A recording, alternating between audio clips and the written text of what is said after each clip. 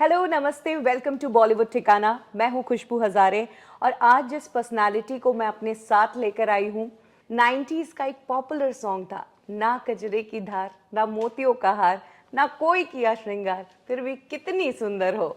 जी हाँ, वही सुंदर लड़की आज हमारे साथ है, एक्ट्रेस पूनम झावर। इसमें नाना पाटेकर के अलावा आयशा जुल्का भी थी और आयशा जुल्का की जब अब तक की जो इमेज थी वो एक अच्छी इमेज थी और इस फिल्म में उन्होंने काफ़ी इंटीमेट और बोल्ड सीन्स किए थे। तो कैसे कन्विंस किया आयशा जुल्का को? क्योंकि वो उस वक्त नाना जी के साथ में थी, तो वो सीन करने में हमें कोई बहुत ज़्यादा तकलीफ नहीं हुई। हमने बताया और नाना जी ने ओके बोल दिया।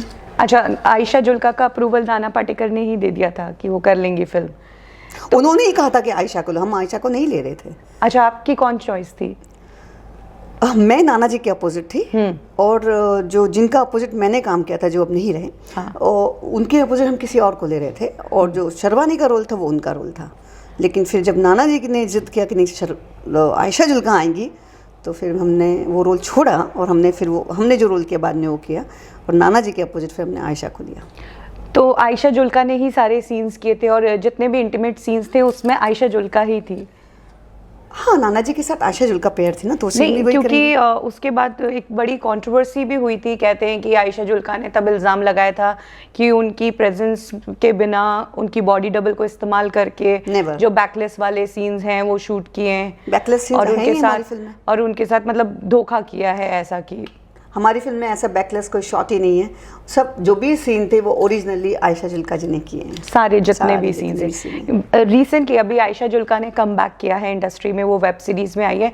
तब भी उन्होंने एक स्टेटमेंट दिया कि मेरी गलती ये थी कि मैंने इंडस्ट्री में ये कह दिया कि मुझे अब फिल्में नहीं करनी है, क्योंकि उस टाइम मुझे जो रोल्स मिल रहे थे वो मुझे अच्छे नहीं लगते और ये सब जानते कि आज फिल्म उनकी लास्ट फिल्म थी। उसके बाद उन्होंने इंडस्ट्री छोड़ दिया था। तो इस पर आपका क्या कहना है? देखिए, आज फिल्म लास्ट फिल्म थी, इंडस्ट्री छोड़ दी, वो गलत है, क्योंकि उसके बाद भी उन्होंने फिल्में की हैं और उसके बाद वो उन्होंने शादी कर ली और बिजनेस कर रही थी। तो obviously when she got married, तो ऑब्वियसली उन्होंने खुद ही काम अपना तरह से छोड़ा। अब उनको मैंने बहुत बार देखा कि जो एक बार जाते हैं दोबारा में भी शादी के बाद वापस आना, ये इंडस्ट्री उनको वापस बुलाती ही बुलाती, बिकॉज ये माया जाल है, आप छोड़ नहीं पाते हो। तो अब वो आके वो कुछ भी कहें, वो 10,000 काम कर ले, लेकिन उस वक्त जो नाना जी के साथ उनका जो टीम अप था और जो बहुत अच्छा था, वो ऑब्वियसली वो आज बहुत खूबसूरती से बनाई गई फिल्म थी। और उसके बाद उन्होंने कुछ फिल्में तो की हैं जो मुझे अभी वेगली याद नहीं है नाम, बट की हैं उन्होंने, और शादी की। उसके बाद शादी के बाद अब वो वापस आ रही हैं, तो ये उनकी अपनी इच्छा है। टच में हैं आप उनसे या नाना पाटेकर से अभी? नहीं, देखिए, मैं एक बहुत अच्छी बात जानती हूँ कि मैं सिर्फ अपने टच में रहती हूँ। कैसे?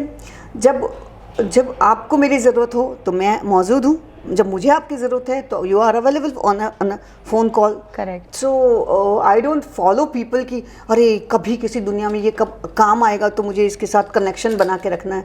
तो let me tell you very frankly, इस इंडस्ट्री में कोई किसी के काम नहीं आता है। टच बनाए रखने वाला तो बिल्कुल काम नहीं आता है, क्योंकि आप जितनी भी टच बना के रखोगे, काम आखिर किसी और को मिलेगा।